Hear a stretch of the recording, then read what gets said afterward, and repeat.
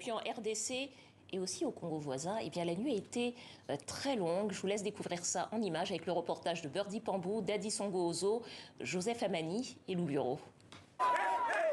C'est une joie comme la RDC n'en avait pas connue depuis longtemps. Dans les rues de Bukavu, la liesse est immense. Après cette victoire contre la Guinée, les Léopards sont en demi-finale et la Coupe d'Afrique des Nations paraît plus que jamais à portée de main.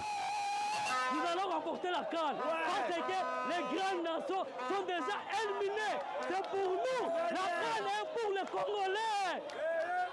Partout en RDC, les mêmes scènes. À Kinshasa, à Lubumbashi, à Goma et même à Beni. Les habitants de cette ville du Nord Kivu, souvent touchés par les violences des groupes armés, ont eux aussi profité de la victoire. Le temps d'une soirée, dans les bars, dans les rues, l'équipe nationale congolaise a effacé tous les problèmes. C'est le temps de la réconciliation de notre pays. Oui, on va rester tous focus parce que cette coupe, on va la ramener à la maison. L'euphorie a même dépassé les frontières. De l'autre côté du fleuve, à Pointe-Noire au Congo, des centaines de personnes sont sorties dans la rue. Évidemment, nous sommes compatriotes. On ne peut que se supporter les uns les autres.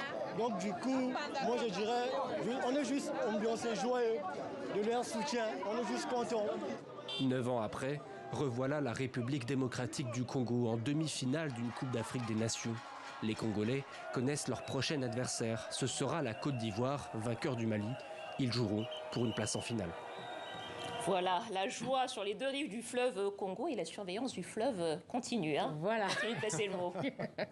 Alors Jean-Pierre Tokoto, c'est une CAN pleine de surprises avec les pays africains mondialistes éliminés dès les huitièmes de finale. On a vu des performances inattendues, le Cap-Vert, l'Angola, la Guinée équatoriale. Comment vous l'expliquez ? C'est tout à fait naturel. Le football africain est en évolution depuis, on le sait. Nos meilleurs joueurs africains, pilules, ils jouent dans toutes les équipes, les grandes équipes européennes. Donc, on peut dire que nous sommes en Afrique à un niveau comparé à ce que l'Amérique du Sud était avant. C'est-à-dire le Brésil, surtout, qui produisait des talents, vraiment incessamment, mais c'est l'Afrique maintenant qui a pris le tour. Et l'Afrique est en pleine évolution, l'Afrique travaille, il y a des académies un peu partout. Tout le monde sait maintenant la technique pour entraîner et pour qu'ils deviennent meilleurs, qu'ils aient confiance en eux-mêmes et qu'ils puissent jouer comme des professionnels en Afrique. Alors, Jean-Pierre Tokoto, vous parlez du travail, justement, et de ces équipes qui ont toujours brillé. On va parler de votre pays, le Cameroun, qui a été éliminé dans les huitièmes de finale. Est-ce que c'est un parcours qui vous surprend, qui vous étonne, ou qui, selon vous, est logique au regard de ce qu'est aujourd'hui l'équipe des Lions indomptables ? Disons que c'est difficile de s'exprimer vraiment sur la position du Cameroun actuellement, parce qu'on ne sait pas exactement ce qui se passe. On sait que Eto'o est devenu le président de la fédération camerounaise, qu'il a de très bonnes idées. C'est un travailleur. Il veut restaurer le niveau du Cameroun. Malheureusement, on a un entraîneur qui est là et que, qui doit faire son travail. Des joueurs qui jouent à l'étranger, qui ne se sont pas entraînés ensemble, qui ne se connaissent pas très bien. Donc, il faudra un temps où il faudra qu'ils soient ensemble, se connaissent. Il faudra mener une réflexion, donc. Alors, peut-être une question encore, Jean-Pierre Tokoto, oui. Sur les équipes d'Afrique du Nord. Maroc éliminé, l'Algérie éliminée, la Tunisie éliminée, l'Égypte éliminée également par la RDC. On a entendu beaucoup d'arguments sur le climat trop chaud, difficile, notamment pour certaines équipes d'Afrique du Nord.